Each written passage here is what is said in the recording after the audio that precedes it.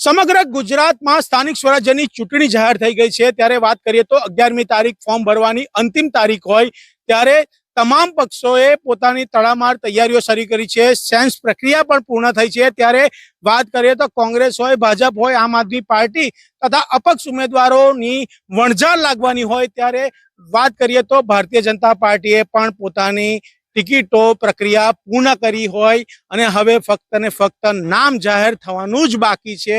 ત્યારે કેટલીક અટકણો એવી પણ સેવાઈ રહી છે કે ટિકિટ આપનારને પણ ટિકિટ મળી રહી હોય તેવા સંજોગો પણ સેવાઈ રહ્યા છે। જી હા, વાત કરીએ તો વોર્ડ નંબર 2 માં ભારતીય જનતા પાર્ટીના મહામંત્રીના પત્નીને પણ ટિકિટ મળી રહી છે।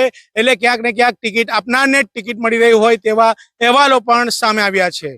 ત્યારે વાત કરીએ તો વોર્ડ નંબર 1, 2 એ બંદેવ ભારતીય જનતા પાર્ટીનું ગઢ છે। ત્યારે વોર્ડ નંબર 6 અને 7માં પણ ભારતીય જનતા પાર્ટીનું ક્યાંક ને ક્યાંક દબદબો રહેલો છે। ત્યારે ભારતીય જનતા પાર્ટી આ 4 સીટો પર પોતાની બહુમતી મેળવી અને સત્તા બેસાડવાનું સપનું જોઈ રહી છે। ત્યારે તેવા સમયે ક્યાંક ને ક્યાંક ટિકિટ વાંચકોમાં પણ ઉત્સાહ જોવા મળી રહ્યો છે। ત્યારે ઉમેદવારોનું નામ હજી સુધી જાહેર નથી થયું, પરંતુ ક્યાંક ને ક્યાંક મને જ ટિકિટ મળવાની છે એવું માનીને કેટલાક ઉમેદવારોએ પોતાની ઉમેદવારી ફોર્મ ભરવાની તૈયારીઓ પણ શરૂ કરી છે। પરંતુ આ તો ભાજપ છે।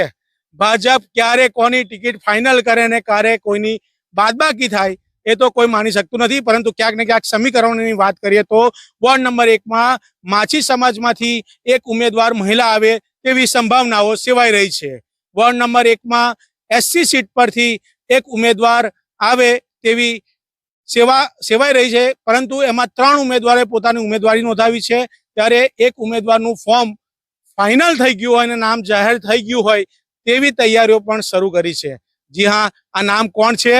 કાનમ એક્સપ્રેસમાં કોમેન્ટ કરો અને જાણો આ નામ કોણ છે। કેમ કે રાતના 7 વાગે આપણે મળીશું, તમામ વોર્ડના ઉમેદવારોના નામ જાહેર કરીશું કે આ ઉમેદવારમાં વોર્ડ નંબર 1 હોય, 2 હોય કે 6 હોય કે 7 હોય, 4 વોર્ડોમાં પોતાના ઉમેદવારોની યાદી ભાજપ ભલે સાંજના જાહેર કરે કે ના કરે, પરંતુ કાનમ એક્સપ્રેસ ન્યૂઝ પોતાના એક્સક્લુઝિવ અહેવાલમાં રાતના 7 વાગે લાઈવ પ્રસારણના માધ્યમથી નામો જાહેર કરે તેવી સંભાવનાઓ હાલ સેવાઈ રહી છે। પરંતુ ક્યાંક ને ક્યાંક ભારતીય જનતા પાર્ટીમાં નામો જાહેર થતા કભી ખુશી કભી ગમનો માહોલ પણ સર્જાય તેમાં પણ કોઈ બીજો મત નથી। એટલે ક્યાંક ને ક્યાંક સ્થાનિક સ્વરાજ્યની ચૂંટણીને લઈને પડઘમો વાગી ગયા છે।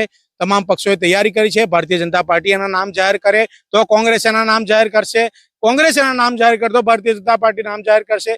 ત્યારે આમ આદમી પાર્ટી પણ બંને પક્ષની રાહ જોઈ રહી છે કે એની સામે ટક્કર અપાય એવો ઉમેદવાર કોણ છે। એટલે ક્યાંક ને ક્યાંક આ ચૂંટણી જંગ એ ભીષણ થશે તેવું લાગી રહ્યું છે। ત્યારે તમામ વોર્ડોમાં ઉમેદવારોને આંતરિક ટેલિફોન પણ આવી ગયા છે કે તમે તમારી તૈયારી શરૂ કરો, તમારી ટિકિટ ફાઇનલ છે। તે ઉમેદવારોએ પોતાના દાખલા કઢાવવાની પણ તૈયારી કરી દીધી છે, કાગળિયા તૈયાર કરવાની શરૂ કરી છે।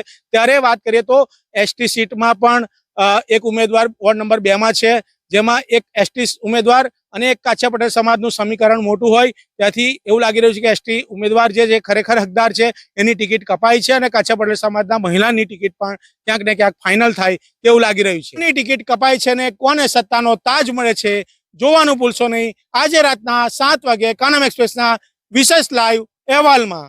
કેમેરામેન શિવપ્રસાદ જામુ સાથે જપન શાહ, કાનમ એક્સપ્રેસ ન્યૂઝ, જંબુસર।